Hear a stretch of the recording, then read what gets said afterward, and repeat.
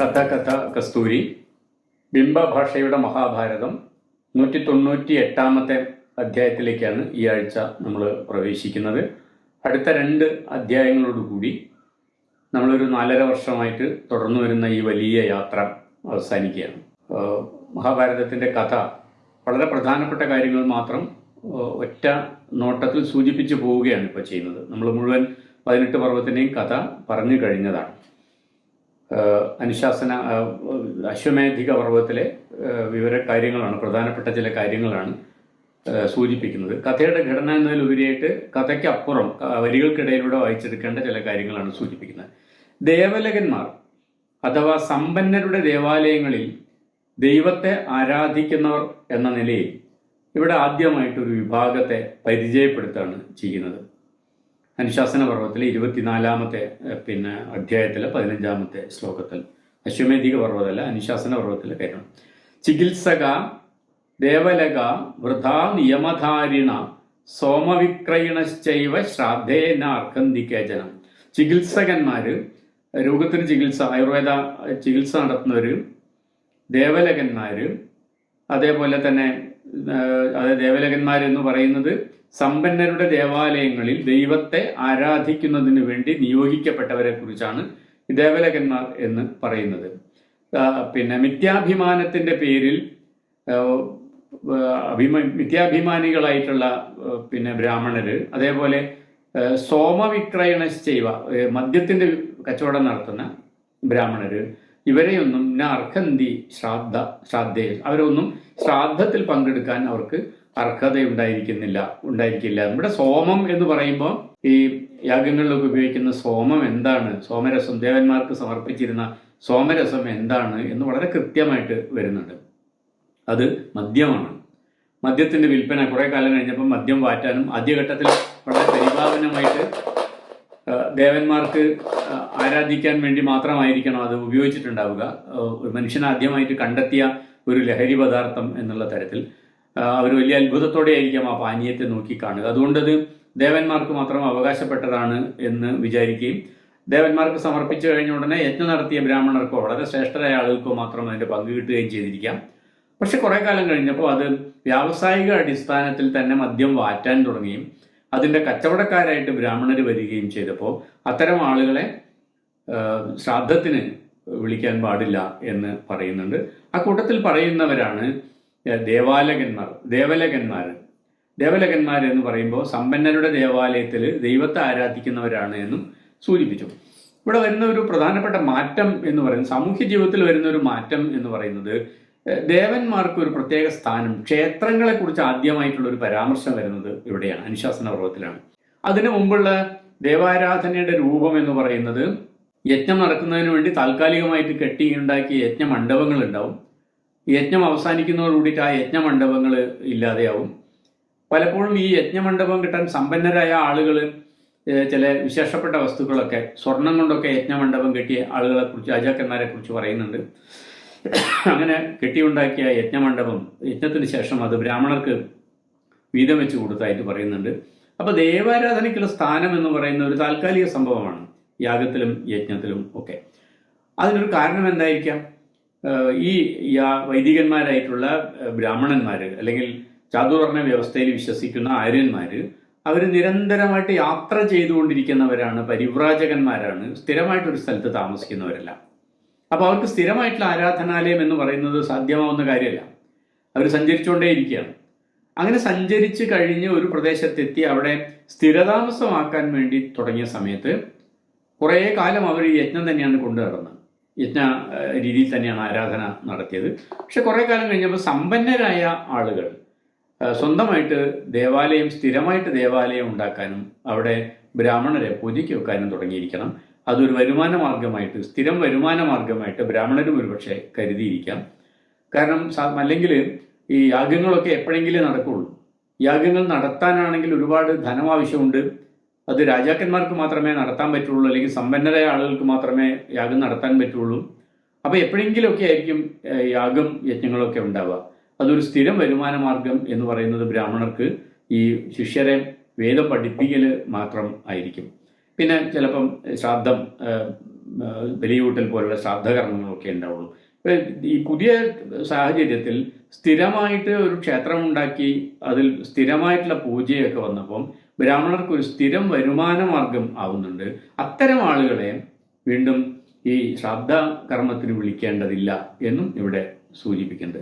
അപ്പോൾ ഒരർത്ഥത്തിൽ ഇന്ത്യയിൽ ദേവാലയങ്ങളുടെ ചരിത്രം ആരംഭിക്കുന്നതിനെ കുറിച്ചാണ് അനുശാസന പർവ്വത്തിൽ ഈ പരാമർശം കൊണ്ട് സൂചിപ്പിക്കുന്നത്. ദേവന്മാരെ ആരാധിക്കാനുള്ള സ്ഥലം യജ്ഞവേദിയും തീർത്ഥസ്ഥാനങ്ങളും ഒക്കെ ആയിരുന്നു. അത് മാറി സ്ഥിരമായിട്ടുള്ള ഒരു ദേവാലയത്തിന് വരുന്നു. ഭേദപ്പെട്ട സാമ്പത്തിക സ്ഥിതിയുള്ള ആർക്കും സ്വന്തമായിട്ടൊരു ക്ഷേത്രം ഉണ്ടാക്കാം എന്നും അങ്ങനെ സ്വന്തമായിട്ട് ദൈവത്തെ നമ്മുടെ വീട്ടിലെ അന്തരീക്ഷത്തിൽ തന്നെ ഉണ്ടാക്കിയെടുക്കാമെന്നൊരു സ്ഥിതി വരികയാണ്. ഇല്ലാത്തതിനെ ഉണ്ടെന്ന് സ്ഥാപിക്കാനും ഉള്ളതിനെ ഇല്ല എന്ന് വരുത്തി തീർക്കാനുമൊക്കെ ബ്രാഹ്മണർക്ക് നിഷ്പ്രയാസം സാധിക്കുമെന്നാണ് ഭീഷ്മര് ഭയക്കുന്നത്. അതുകൊണ്ട് കൂടിയാണ് ബ്രാഹ്മണരെ പൂജിക്കണമെന്ന് തൻ്റെ തലമുറയിൽപ്പെട്ട ഏറ്റവും ഇളമുറക്കാരനായിരിക്കുന്ന യുധിഷ്ഠിരനോട് ഭീഷ്മര് പറഞ്ഞേൽപ്പിക്കുന്നത്. അല്ലാതെ ബ്രാഹ്മണരെ പൂജിക്കുന്നത് നല്ല കാര്യമാണെന്നുള്ളതുകൊണ്ടല്ല, പൂജിച്ചിട്ടില്ലെങ്കിൽ അവർ ഉപദ്രവിക്കും എന്നുള്ളത് കൊണ്ടാണ് ബ്രാഹ്മണരെ പൂജിക്കണം എന്ന് പറയുന്നത്. എന്തൊക്കെ ഉപദ്രവമാണ് ബ്രാഹ്മണർക്ക് ചെയ്യാൻ സാധിക്കാം? അദൈവം ദൈവതം കുര്യോ ദൈവതം ചാപി അദൈവതം യ ഇച്ഛേയു സ രാജാസ്യാദ് യം ദിഷു സ പരാഭവേത്. അനുശാസന പർവ്വത്തിലെ 33-ാമത്തെ അധ്യായത്തിലെ 16-ാമത്തെ ശ്ലോകം. അദൈവം അല്ലെങ്കിൽ ദൈവമല്ലാത്ത ഒരാളെ ദൈവതം കുര്യോ, ദൈവമാക്കി മാറ്റാൻ ഇവർക്ക് സാധിക്കും. അതേപോലെ തന്നെ ദൈവതാചാപി അദൈവതം, യഥാർത്ഥത്തിൽ ദൈവമായിട്ടുള്ള ഒരു ആളെ ദൈവമല്ലാതെയാക്കി മാറ്റാനും ബ്രാഹ്മണർക്ക് സാധിക്കും. അതേപോലെ തങ്ങൾ ഇച്ഛിക്കുന്നവരെ രാജാവാക്കാനും യം ഇച്ഛേയു സ രാജാസ്യാത് യം ദ്വിഷു സ പരാഭവേത്, തങ്ങൾ ഇച്ഛിക്കുന്നവരെ രാജാവാക്കാനും തങ്ങൾക്ക് വിരോധമുള്ള രാജ്യാവകാശികളെ തകർത്തു കളയാനും അവർക്ക് സർവനാശം വരുത്താനും ഒക്കെ ബ്രാഹ്മണർക്ക് നിഷ്പ്രയാസം സാധിക്കുമെന്നും ഭീഷ്മർ മുന്നറിയിപ്പ് നൽകുന്നുണ്ട്. ഒരു പക്ഷേ യൂറോപ്പിൻ്റെ ഒക്കെ അന്തരീക്ഷത്തിൽ നമുക്ക് ഈ ഒരു കോൺഫ്ലിക്റ്റ്, പോപ്പും ക്രിസ്ത്യാനിറ്റിയുടെ ഒരു കാലത്ത് പോപ്പും രാജകുടുംബങ്ങളും തമ്മിലുള്ള ഒരു കോൺഫ്ലിക്റ്റ് ആയിട്ട് നമുക്ക് കാണാൻ പറ്റും. പോപ്പിന് ഇഷ്ടമില്ലാത്ത രാജാക്കന്മാരെ കിരീടാവകാശത്ത് നിന്ന് മാറ്റി നിർത്താനും പോപ്പിന് ഇഷ്ടമുള്ള, പോപ്പിനോട് അംഗീകരിക്കാൻ പറ്റുന്നവരെ കിരീടാവകാശത്തിലേക്ക് കൊണ്ടുവരാനൊക്കെ ക്രിസ്ത്യാനിറ്റിക്ക് സാധിച്ചിരുന്നു. അതേപോലെ സമാനമായിട്ടുള്ളൊരു സാഹചര്യമാണ് ഇവിടെയും പറയുന്നത്. അതുകൊണ്ടാണ് ആ ഒരു മുന്നറിയിപ്പ് കൊടുത്തുകൊണ്ടാണ് ഭീഷ്മർ പറയുന്നത് ബ്രാഹ്മണരെ പൂജിക്കണം. അത് അവരോടുള്ള സ്നേഹം കൊണ്ടല്ല, അവർ ഉപദ്രവിക്കാതിരിക്കാൻ വേണ്ടിയാണ്. നിരവധി ക്ഷത്രിയരെ അഥവാ രാജ്യഭരണം കൈയാളിയിരുന്ന ഗോത്ര ജനവിഭാഗങ്ങളെ ബ്രാഹ്മണർ ഇപ്രകാരം ശൂദ്രരാക്കി മാറ്റിയ ഉദാഹരണവും അനുശാസന പർവ്വത്തിൽ സൂചിപ്പിക്കുന്നുണ്ട്. ബ്രാഹ്മണായം പ്രശംസന്തി പുരുഷ സപ്രവർദ്ധതേ ബ്രാഹ്മണേറിയ പരാകൃഷ്ട പരാഭൂയാക്ഷണാദിസ. ബ്രാഹ്മണരെ പ്രശംസിക്കുകയും അവരെ പൂജിക്കുകയും ചെയ്യുന്ന പുരുഷർക്ക് അഭിവൃദ്ധി ഉണ്ടാകുന്നത് പോലെ തന്നെ ബ്രാഹ്മണരെ ബഹുമാനിക്കാത്തവർക്ക് ക്ഷണനേരം കൊണ്ട് നാശവും സംഭവിക്കും എന്ന കാര്യത്തിൽ യാതൊരു സംശയവുമില്ല. ശകാ യവന കാംബോജാസ്താസ്താ ക്ഷത്രിയജാതയ വൃഷലത്വം പരിഗത ബ്രാഹ്മണാനാം അദർശനാത്. അതിന് ഉദാഹരണമായിട്ട് പറയുന്നത് ശകന്മാര്, യവനന്മാര്, കാംബോജന്മാര് ഇവരൊക്കെ ക്ഷത്രിയ ഗോത്രക്കാരാണ്. ഇവിടെയൊക്കെ രാജാക്കന്മാരുണ്ട്. പക്ഷേ അവിടെയൊന്നും ബ്രാഹ്മണരില്ലാത്തത് കൊണ്ട് അവരെല്ലാം വൃഷലികൾ അഥവാ ശൂദ്രരായിട്ട് തരം താഴ്ന്നു പോയി എന്ന് പറയുന്നുണ്ട്. അതുപോലെ വേറെ ഒരു വിഭാഗം ആളുകളെ കാര്യം പറയുന്നുണ്ട്. ദ്രമിളാശ്ച കലിംഗാശ്ച പുളിന്ദാശ്ചാപി ഉശീനരാഹ കൗളാഹ സർപ്പാ മാഹിഷകാസ്തസ്ഥാഹ ക്ഷത്രിയജാതയ വൃഷലത്വം പരിഗത ബ്രാഹ്മണാനാം അദർശനാത് ശ്രേയാൻ പരാജയസ്തേഭ്യോ ന ജയോജായതാം വര. ദ്രാവിഡന്മാര്, കലിംഗര്, പുളിന്ദര്, ഉശീനരന്മാര്, കോളിസർപ്പന്മാര്, മാഹിഷകന്മാരും ഒക്കെ ക്ഷത്രിയ ഗോത്രത്തിൽപ്പെട്ടവരായിരുന്നു. എന്ന് വെച്ചാൽ അവിടെയൊക്കെ രാജാക്കന്മാരുണ്ടായിരുന്നു.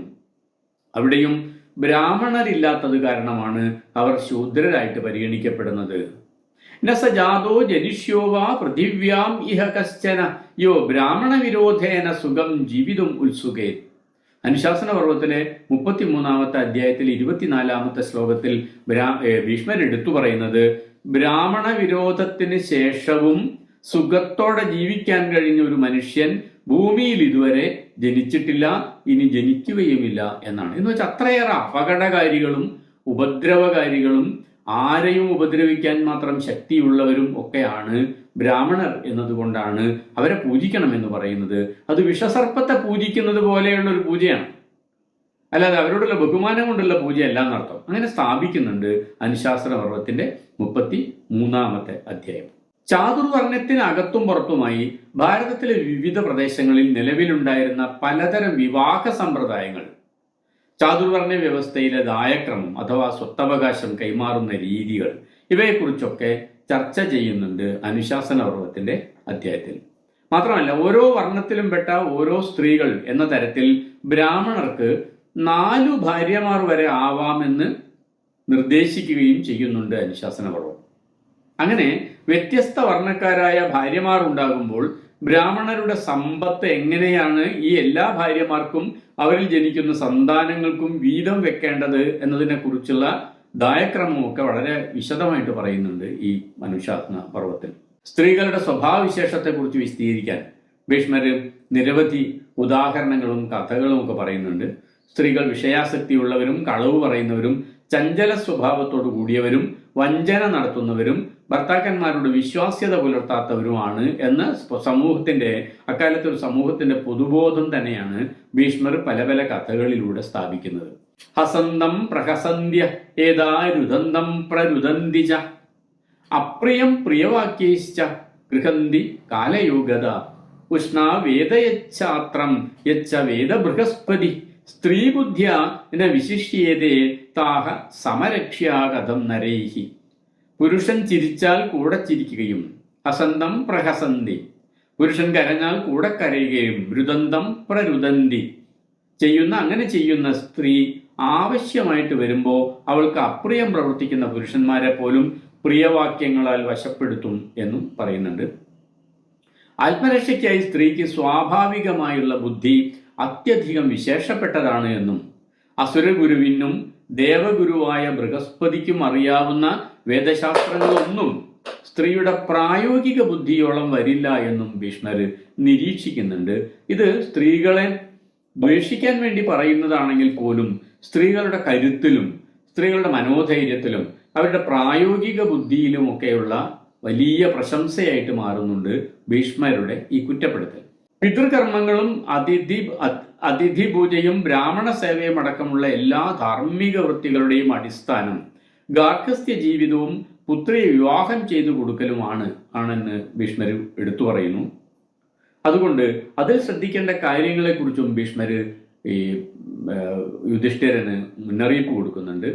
കാരണം കുടുംബജീവിതമാണ് എല്ലാറ്റിൻ്റെയും അടിസ്ഥാനം എന്നൊരു നില വരുന്നുണ്ട്. എങ്ങനെയുള്ള വരനെയാണ് പുത്രിമാർക്ക് വേണ്ടി കണ്ടെത്തേണ്ടത്, എങ്ങനെയുള്ളവർക്കാണ് പുത്രിമാരെ വിവാഹം ചെയ്തു കൊടുക്കേണ്ടത് തുടങ്ങിയ സംശയങ്ങളാണ് യുധിഷ്ഠിരൻ ചോദിക്കുന്നത്. താങ്കൾ സർവധർമ്മങ്ങളിലും വിശാരദനാണല്ലോ, എങ്ങനെയാണ് കന്യകയെ വിവാഹം ചെയ്തു കൊടുക്കേണ്ടത് എന്ന് യുധിഷ്ഠിരൻ ചോദിച്ചപ്പോൾ ഭീഷ്മര് വിവാഹത്തിന്റെ മുന്നൊരുക്കങ്ങളെ കുറിച്ചാണ് വിവരിക്കുന്നത്. വരന്റെ ശീലത്തെക്കുറിച്ചും വൃത്തി അഥവാ സ്വഭാവത്തെക്കുറിച്ചും പെരുമാറ്റത്തെക്കുറിച്ചും പുത്രിയുടെ പിതാവ് വ്യക്തമായി അന്വേഷിച്ചറിയണം. മാത്രമല്ല, പെൺകുട്ടിയെ വിവാഹം ചെയ്യാൻ ഉദ്യമിക്കുന്ന യുവാവിന്റെ വിദ്യാഭ്യാസത്തെക്കുറിച്ചും സാമ്പത്തിക സ്ഥിതിയെക്കുറിച്ചും കുലത്തെക്കുറിച്ചും പാരമ്പര്യത്തെക്കുറിച്ചും കർമ്മത്തെക്കുറിച്ചുമൊക്കെ വിശദമായി അന്വേഷിച്ചതിന് ശേഷം ആണ് ഗുണവാന്മാരായ വരന്മാരെ കണ്ടെത്തിയിട്ട് പെൺകുട്ടികളെ വിവാഹം ചെയ്യേണ്ടത്, കഴിച്ചു കൊടുക്കേണ്ടത്. സദ്വൃത്തരായിട്ടുള്ള എല്ലാ ബ്രാഹ്മണരും ഇങ്ങനെയാണ് സാധാരണ ചെയ്തു വരുന്നത്. ഇങ്ങനെ എല്ലാ വിധത്തിലും യോജിച്ച രീതിയിൽ നടത്തുന്ന വിവാഹത്തെ ബ്രാഹ്മവിവാഹം എന്നാണ് പറയുന്നത്. ഈ ഒരു ഭീഷ്മരോട് ഈ ചോദ്യം ചോദിക്കുമ്പോൾ നമുക്ക് ഓർമ്മ വരിക, സ്വാഭാവികമായിട്ട് നമുക്ക് ഓർമ്മ വരിക ഭീഷ്മർ നടത്തിയിട്ടുള്ള വിവാഹം സ്വന്തമായിട്ട് കഴിച്ചിട്ടില്ലെങ്കിലും ഭീഷ്മർ നടത്തിയിട്ടുള്ള ചില വിവാഹങ്ങളെ കുറിച്ചാണ്. ഭീഷ്മർ തൻ്റെ പിതാവിന് വേണ്ടി ഒരു പെണ്ണന്വേഷിച്ചു പോകുന്നു, സത്യവതിയുടെ അടുത്ത് പോകുന്നു. സത്യവതിയും സത്യവതിയുടെ പിതാവും പറഞ്ഞ എല്ലാ നിബന്ധനകളും പാലിച്ചുകൊണ്ടാണ് ഭീഷ്മർ അദ്ദേഹത്തിൻ്റെ പിതാവ് ശന്തനുവിന് വേണ്ടിയിട്ട് സത്യവതിയെ കൊണ്ടുവരുന്നത്. ഭീഷ്മരാണ് കൊണ്ടുവരുന്നത്, ശന്തനു പോയിട്ട് വരികയല്ല ചെയ്യുന്നത്. ഭീഷ്മർ എല്ലാ നിയമങ്ങളിലും തെറ്റിച്ചുകൊണ്ടാണ് കാശി രാജാവിൻ്റെ 3 പുത്രിമാരെ അവരുടെ സ്വയംവര പന്തലിൽ പോയിട്ട് ബലാത്കാരമായിട്ട് പിടിച്ചുകൊണ്ടുവരുന്നത്. അതും ഭീഷ്മരാണ്. അതും ഭീഷ്മർക്ക് വേണ്ടിയല്ല, വിചിത്രവീരനും ചിത്രാംഗതനും വേണ്ടിയിട്ട് ആണ് കൊണ്ടുവരുന്നത്. വേറെ ഒരു കാലത്തിൽ നിന്നുകൊണ്ടാണ് ഇപ്പോഴീ ചോദ്യം ചോദിക്കുന്നത്. കാരണം അന്ന് ആ സമയത്തൊന്നും തന്നെ പറയാത്ത ബ്രാഹ്മവിവാഹത്തിനെ കുറിച്ചിട്ട്, വിവാഹത്തിന്റെ ഏറ്റവും സാത്വികമായിട്ടുള്ള ഗുണങ്ങളെക്കുറിച്ചൊക്കെയാണ് ഇപ്പോൾ ഭീഷ്മർ വിശദീകരിക്കുന്നത്.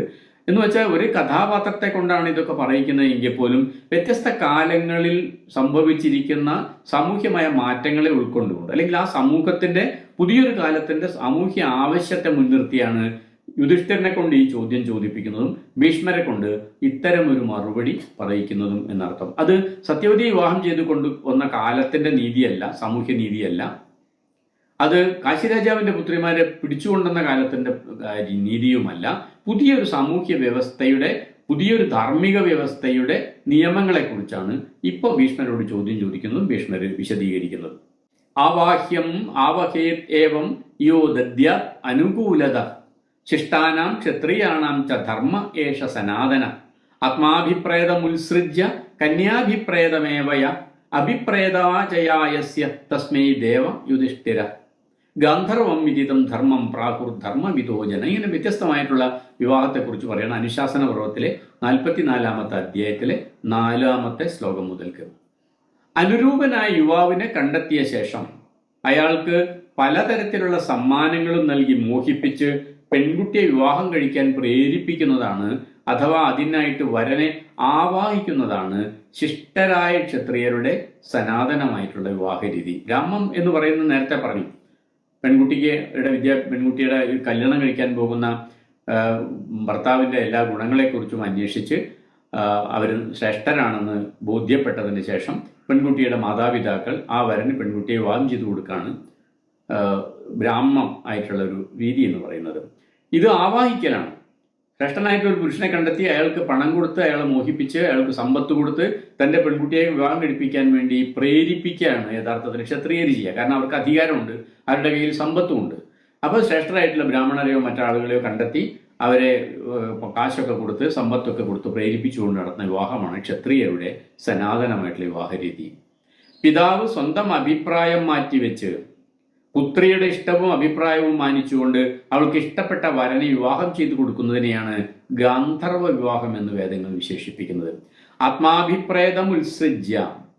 അപ്പൊ ഈ ഭീഷ്മർ പറയുന്നത് രക്ഷിതാവിന്റെ ആംഗിളിൽ നിന്നാണ്, വീക്ഷണകോണിൽ നിന്നുകൊണ്ടാണ്. ആത്മാഭിപ്രേതം ഉത്സൃജ്യ, രക്ഷിതാക്കൾ സ്വന്തം അഭിപ്രായം മാറ്റിവെച്ച് ഉപേക്ഷിച്ച് കന്യാഭിപ്രേത ഏവയ, കന്യകയുടെ അഭിപ്രായം മാനിച്ചുകൊണ്ട് അഭിപ്രേതാജയായസ്യ തസ്മൈ ദേവ യുധിഷ്ഠിര ഗാന്ധർവം വിദിതം ധർമ്മം. ഇതിനെയാണ് ഗാന്ധർവം എന്ന് പറയുന്നത്. അപ്പൊ രണ്ട് കാര്യം ശ്രദ്ധിക്കേണ്ടതാണ്. രക്ഷിതാക്കളുടെ ആംഗിളിൽ നിന്നാണ് പറയുന്നതെങ്കിൽ പോലും കന്യയുടെ രക്ഷിതാവിന്റെ ആംഗിളിൽ നിന്നാണ് ചോദ്യം ഉന്നയിക്കുന്നത്. അഭിപ്രേതം എന്ന് പറയുന്ന, അല്ലെങ്കിൽ അഭിപ്രായം എന്ന് പറയുന്ന, ഇഷ്ടം എന്ന് പറയുന്നത് ഈ കല്യാണം കഴിക്കാൻ പോകുന്ന ചെറുപ്പക്കാരന്റെ ഇഷ്ടം നോക്കിയിട്ടല്ല, പെൺകുട്ടിയുടെ ഇഷ്ടത്തിനാണ് ഗാന്ധർവത്തിൽ പ്രാധാന്യം നൽകിയിരിക്കുന്നത്. പുരുഷൻ ഒരാളെ ഇഷ്ടപ്പെട്ടു, അതുകൊണ്ട് ആ പുരുഷനെ അയാൾക്ക് ഇഷ്ടപ്പെട്ട പെൺകുട്ടിയെ കൊടുക്കുക എന്നുള്ളതല്ല, പെൺകുട്ടിയുടെ ഇഷ്ടത്തിനാണ് ഗാന്ധർവത്തിൽ മുൻഗണന കൊടുക്കുന്നത് എന്നർത്ഥം. മറ്റൊന്ന്, പെൺകുട്ടികളുടെ ബന്ധുക്കളെ ധനം കൊടുത്ത് പ്രലോഭിപ്പിച്ച് പെൺകുട്ടിയെ സ്വന്തമാക്കുന്ന വിവാഹ രീതിയെ ആസുരം എന്നാണ് വിശേഷിപ്പിക്കാറുള്ളത്. ഒരു ചെറുപ്പക്കാരന് അങ്ങോട്ട് ഇഷ്ടമായി, അപ്പോൾ ആ പെൺകുട്ടിക്ക് ഇഷ്ടമായിട്ടില്ല, പക്ഷെ പെൺകുട്ടിയുടെ ബന്ധുക്കൾക്ക് കുറെ കാശൊക്കെ കൊടുത്ത് നിർബന്ധിച്ചിട്ട് അവരെ നിർബന്ധമായിട്ട് ഈ പെൺകുട്ടിയെ അയാൾക്ക് വിവാഹം കഴിപ്പിക്കുന്ന രീതിയാണ് ആസുരം എന്ന് പറയുന്നത്. അതിനെ മഹാഭാരതത്തിന്റെ ഈ കാലത്തെ ധർമ്മനീതി, അല്ലെങ്കിൽ ഭീഷ്മർ ഇപ്പൊ പറയുന്ന ഈ ഒരു ശ്ലോകത്തിൽ പറയുന്ന ധർമ്മനീതി, അതിനെ ആസുരം എന്ന് വിശേഷിപ്പിക്കും. ഇതിന്റെ അർത്ഥം അത് ശ്രേഷ്ഠമല്ല, അത് ചെയ്യാൻ പാടില്ലാത്തതാണ് എന്ന രീതിയിലാണ് അതിനെ കാണുന്നത്. പെൺകുട്ടികളുടെ രക്ഷിതാക്കളുടെ ബന്ധുക്കളുടെയും പെൺകുട്ടികളുടെയും അവരുടെ രക്ഷിതാക്കളുടെയും ശിരസ് ഛേദിച്ച് കരുത്തുകൊണ്ട് പെൺകുട്ടിയെ സ്വന്തമാക്കുന്ന രീതിയാണ് രാക്ഷസീയമെന്ന് അറിയപ്പെടുന്നത്. ഈ തരത്തിലാണ് ഭീഷ്മർ അവിടെ വിവരിക്കുന്നത്. അപ്പോൾ പെൺകുട്ടിയെ വിവാഹം കഴിച്ച് കൊണ്ടുപോകുന്ന ചെറുപ്പക്കാരനെ കുറിച്ചും അവന്റെ വിദ്യാഭ്യാസ യോഗ്യതയെക്കുറിച്ചും തൊഴിലിനെക്കുറിച്ചും ശീലഗുണങ്ങളെക്കുറിച്ചുമൊക്കെ പെൺവീട്ടുകാർ വേണ്ട വിധത്തിൽ അന്വേഷിച്ച് വിവാഹം കഴിച്ചു കൊടുക്കുന്ന പുതിയ കാലത്തെ വിവാഹ രീതിയെ തന്നെയാണ് ബ്രാഹ്മം എന്ന് ഇവിടെയും വിശേഷിപ്പിച്ചിരിക്കുന്നത്. വിവാഹത്തിനുള്ള ഉത്തരവാദിത്വം രക്ഷിതാക്കൾക്കാണ് എന്നർത്ഥം. അനുരൂപനായ യുവാവിനെ കണ്ടെത്തിയ ശേഷം പെൺകുട്ടിയെ വിവാഹം കഴിക്കാൻ ധനം കൊടുത്ത് ആവാഹിക്കുന്നതും അക്കാലത്ത് നിയമാനുസൃതമല്ലാതെയെങ്കിലും വ്യാപകമായി നടക്കുന്നതായ വിവാഹ രീതിയാണ് എന്ന് നമുക്ക് മനസ്സിലാക്കാം. ആ വിവാഹ രീതിയാണ് ഭീഷ്മർ ക്ഷാത്രം എന്ന് പറയുന്നത്. പുരുഷനെയാണ് ആവാഹിക്കുന്നത്. പുരുഷന് അങ്ങോട്ട് ധനം കൊടുത്ത് അയാളെ കൊണ്ട് നിർബന്ധിച്ച് അല്ലെങ്കിൽ അയാളെ മോഹിപ്പിച്ച് വിവാഹം കഴിപ്പിക്കുന്നത്, അതിനെയാണ് ക്ഷാത്രം എന്ന് പറയുന്നത്. ഒരുപക്ഷെ നമ്മൾ പുറത്ത് പറയാതെ നമ്മുടെ നാട്ടിലൊക്കെ ഇപ്പോൾ നടന്നുകൊണ്ടിരിക്കുന്ന രീതിയെ സ്ത്രീധനം കൊടുത്ത്, കാറ് വാങ്ങിച്ചു കൊടുത്ത്, ഫ്ലാറ്റ് വാങ്ങിച്ചു കൊടുത്തൊക്കെ പുരുഷനെ സ്ത്രീയെ കല്യാണം കഴിച്ചു കൊടുക്കുന്ന രീതിയെ നമുക്ക് വേണം ഇതായിട്ട് ബന്ധിപ്പിക്കാം. പുരുഷനും സ്ത്രീയും പരസ്പരം പ്രണയിച്ച് വിവാഹിതരാകുന്ന രീതിയാണ് ഗാന്ധർവം. ആത്മാഭിപ്രായമുത്സൃജ്യ എന്ന് പ്രത്യേകം പറയുന്നത്. രക്ഷിതാക്കൾ സ്വന്തം അഭിപ്രായം നിരാകരിച്ചുകൊണ്ട് കന്യയുടെ അഭിപ്രായം മാനിച്ചുകൊണ്ടാണ് വിവാഹം കഴിച്ചു കൊടുക്കേണ്ടത് എന്ന് പ്രത്യേകം പറഞ്ഞിരിക്കുന്നു. വിവാഹം കഴിക്കാൻ പോകുന്ന പുരുഷന്റെ അഭിപ്രായമല്ല, വിവാഹിതയാകുന്ന പെൺകുട്ടിയുടെ അഭിപ്രായമാണ് പരിഗണിക്കേണ്ടത് എന്ന അതാ കാര്യമാണ് പ്രത്യേകം ശ്രദ്ധിക്കേണ്ടത്. പെൺകുട്ടിയുടെ വീട്ടുകാരെ ധനം കൊടുത്ത് പ്രലോഭിപ്പിച്ച് പുരുഷനോ അവന്റെ വീട്ടുകാരോ പെൺകുട്ടിയെ സ്വന്തമാക്കുന്നതിനെയാണല്ലോ ആസുരം എന്ന് പറയുന്നത്. ഇങ്ങനെ നൽകുന്ന സമ്പത്തിനെയാണ് കന്യാശുൽക്കം എന്ന് വിശേഷിപ്പിച്ചിരുന്നത്. അപ്പം രക്ഷിതാക്കൾക്ക് കാശ് കൊടുക്കണം. പാണ്ഡുവിന് വേണ്ടി മാദ്രിയെ വിവാഹം ചെയ്തു കൊടുക്കാൻ വിവാഹം വേണ്ടി ആവശ്യപ്പെട്ടപ്പം മാദ്രിയുടെ രക്ഷിതാക്കൾ പറഞ്ഞത് ഞങ്ങളുടെ രാജ്യത്തിൻ്റെ നീതി ഇതാണ്, പെൺകുട്ടിക്ക് ധനം തരണം എന്നാണ്. അങ്ങനെ കന്യാശുൽക്കം നൽകിയാണ് പാണ്ഡുവിന് വേണ്ടിയിട്ട് മാദ്രിയെ വിവാഹം ചെയ്തു കൊടുത്തത്. അപ്പോൾ ആ കന്യാശുൽക്കം മാദ്രിക്ക് കൊടുക്കുക എന്ന് പറഞ്ഞാൽ അത് മാദ്രിയുടെ രക്ഷിതാക്കളല്ല വാങ്ങിക്കുന്നത്, അത് മാദ്രിയുടെ സമ്പത്താണ്. അതാണ് കന്യാശുൽക്കത്തിന്റെ പ്രത്യേകതയായിട്ട് മഹാഭാരതം പറയുന്നത്. മാദ്രിയുടെ രക്ഷിതാക്കൾ അത് എടുക്കില്ല, മാദ്രിയുടെ സമ്പത്താണ് ഈ പുരുഷൻ അങ്ങോട്ട് കൊടുക്കുന്ന ധനം. മാത്രമല്ല ആ ധനത്തിന്റെ അവകാശികൾ പെൺകുട്ടികൾ, അടുത്ത അമ്മയുടെ ആൺകുട്ടികൾക്കല്ല, പിന്നീട് വരുന്ന മാദ്രിക്ക് ജനിക്കുന്ന പെൺകുട്ടിക്കാണ് അതിന്റെ സ്വത്തിന്റെ അവകാശം എന്നും പറയുന്നുണ്ട്. കന്യാശുൽക്കത്തിന്റെ അവകാശികൾ പെൺകുട്ടികളാണ്, അമ്മയുടെ ജനിക്കുന്ന പെൺകുട്ടികളാണെന്നും പറയുന്നുണ്ട്. മരുമക്കത്തായ സമ്പ്രദായം നിലനിൽക്കുന്ന ലക്ഷദ്വീപ് സമൂഹങ്ങളിലും മറ്റും ഇന്നും ഇതുപോലെ കന്യാശുൽക്കം നൽകി പെൺകുട്ടികളെ വരിക്കുന്ന രീതി നിലവിലുണ്ട്. പഞ്ചാനാം തു ത്രയോ ധർമ്മ്യ ദ്വൗ അധർമ്മ്യൗ യുധിഷ്ഠിര പൈശാച ആസുരശ്ചൈവ ന കർത്തവ്യവും കഥം ജന. ബ്രാഹ്മം, ക്ഷാത്രം, ഗാന്ധർവം, ആസുരം, രാക്ഷസീയം, ഇങ്ങനെ 5 വിവാഹ രീതികൾ, അതാണ് പഞ്ചാനാം എന്ന് പറയുന്നത്. അതിൽ 3 ധർമാനുസൃതമാണ്. ത്രയോ ധർമ്മ്യ, 3 ധർമാനുസരണമാണ്. ശേഷിച്ച 2 രീതികൾ പൈശാചവും ആസുരവുമാണ് എന്നും അത്തരം വിവാഹങ്ങൾ അധാർമികവും ഒരിക്കലും നടക്കാൻ പാടില്ലാത്തതും ആണ് എന്നും ഭീഷ്മർ യുധിഷ്ഠിരനെ ഉപദേശിക്കുന്നുണ്ട്. അപ്പോൾ ബ്രാഹ്മം മാത്രമല്ല, ക്ഷാത്ര രീതിയും അതുപോലെ ഗാന്ധർവ രീതിയും ധർമാനുസരണം എന്നാണ് ഭീഷ്മരും മഹാഭാരതവും വിധിക്കുന്നത്. പ്രണയിച്ച് വിവാഹം കഴിക്കുന്നതിനെ ധർമാനുസാരമായിട്ടുള്ള വിവാഹമായിട്ടാണ് സ്വീകരിച്ചിരിക്കുന്നത് അർത്ഥം. ഒരിക്കലും ചെയ്യരുതാത്തതെന്ന് ഭീഷ്മർ വിധിക്കുന്നത് ആസുരമാർഗവും പൈശാചമാർഗവും ഒക്കെയാണ്.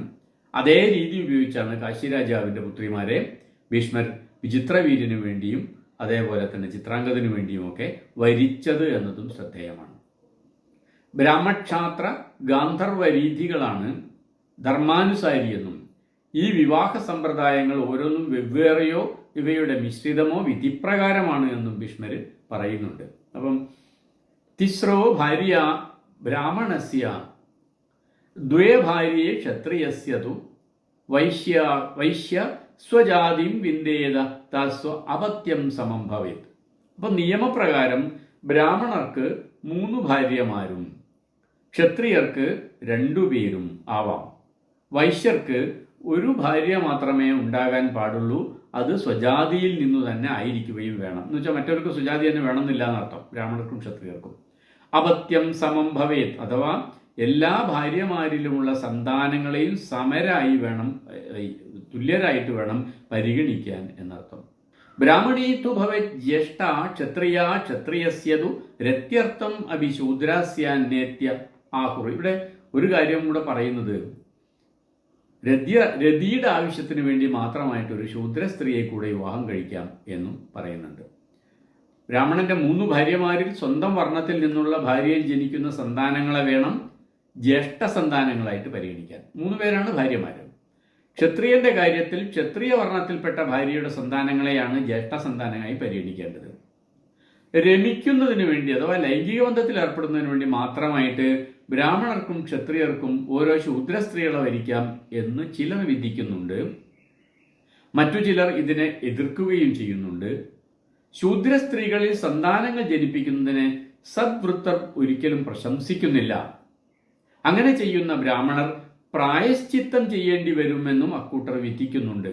അതായത് കാമമോഹിതരായി ശൂദ്ര സ്ത്രീകളെ കൂടി വരിക്കുന്ന ബ്രാഹ്മണരുടെ കാര്യത്തിൽ ഒരാൾക്ക് ഒരേ സമയം 4 പത്നിമാർ വരെ ആവാം.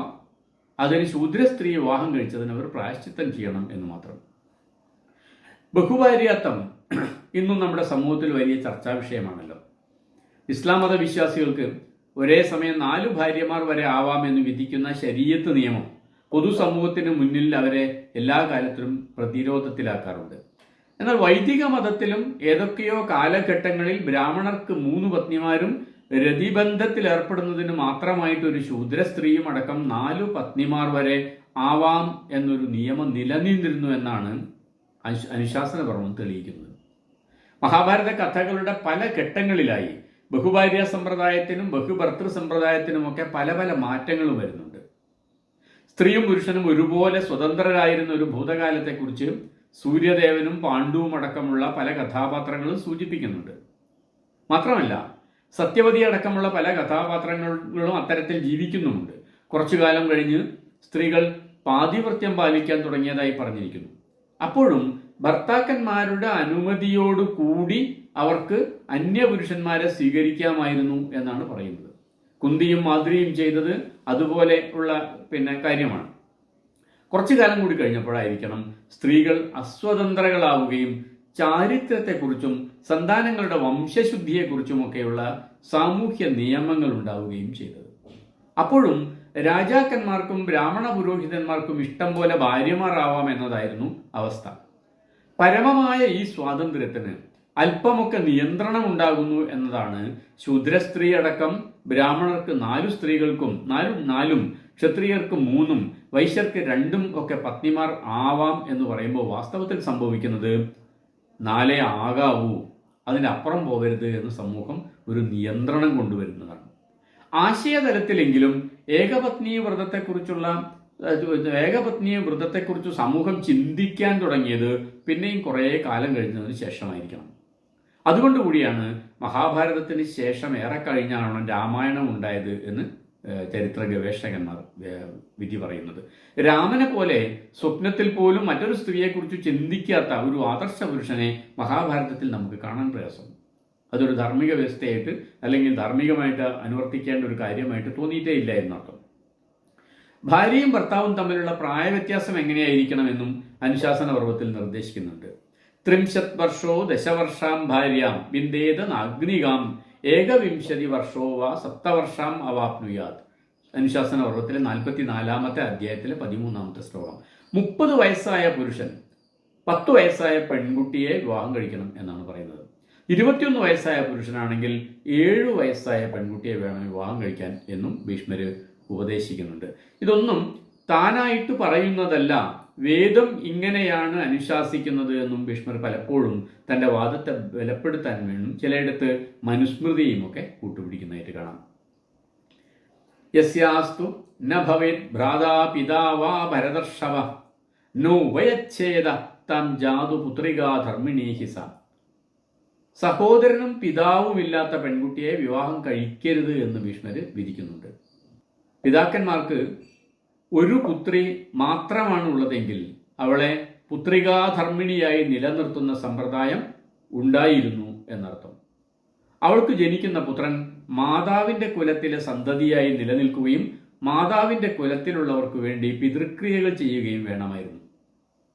അതുകൊണ്ടായിരിക്കണം അത്തരം പെൺകുട്ടികളെ വിവാഹം കഴിക്കുന്നതിൽ ആളുകൾ സാധാരണയായിട്ട് വൈമനസ്യം കാണിച്ചു വന്നത്.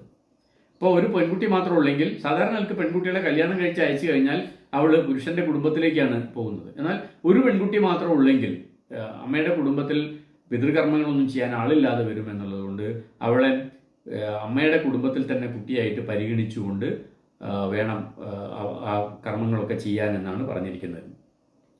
3 വർഷാനി ഉദീക്ഷേത കന്യാ ഋതുമതി സതി ചതുർത്ഥത്വ അത സംപ്രാപ്തേ സ്വയം ഭർത്താരം അർജയത്.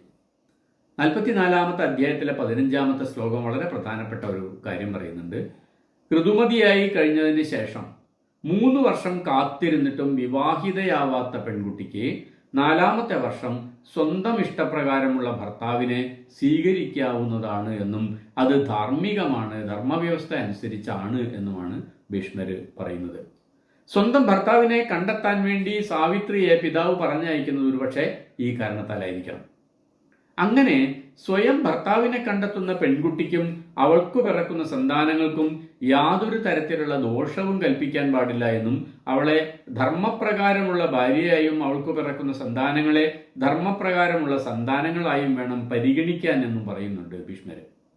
മാത്രമല്ല, പെൺകുട്ടി അങ്ങനെ പ്രവർത്തിക്കാതിരുന്നാൽ, അഥവാ താൻ ഋതുമതിയായി 4 വർഷം കഴിഞ്ഞിട്ടും ഒരു ഇണയെ കണ്ടെത്താതിരുന്നാൽ അവൾക്ക് ശാപമുണ്ടാവും എന്നും അവൾ തെറ്റു ചെയ്യുകയാണ് എന്നും അവൾ പ്രജാപതിയെ നിന്ദിക്കുന്നതിന് സമമാകും എന്നും പറയുന്നുണ്ട്. പ്രജാപതി എന്ന് പറയുന്നത് ബ്രഹ്മാവ് തന്നെയാണ്, സൃഷ്ടിയുടെ ദേവനാണ്. പ്രജാപതിയെ നിന്ദിക്കുക എന്ന് പറഞ്ഞാൽ അവൾ സൃഷ്ടിയെ തടസ്സപ്പെടുത്തുകയും സമൂഹത്തിൽ പുതിയ തലമുറയെ സൃഷ്ടിച്ചെടുക്കുന്ന പ്രക്രിയയിൽ ഇടപെടാതെ മാറി നിൽക്കുമ്പോൾ സൃഷ്ടിയെ തടസ്സപ്പെടുത്തുകയും പ്രജാപതിയെ നിന്ദിക്കുകയും ചെയ്യുന്നതിന് സമമാണെന്നും പറയുന്നുണ്ട്. പ്രജനോ ഹീയതേ തസ്യ പ്രതിശ്ച ഭരതർഷഭ അതോ അന്യതാ വർത്തമാനാ ഭവേത് വാച്യ പ്രജാപതേ. അനുശാസനം 44-ാമത്തെ അധ്യായത്തിലെ 16-ാമത്തെ ശ്ലോകത്തിലാണത് പറയുന്നത്.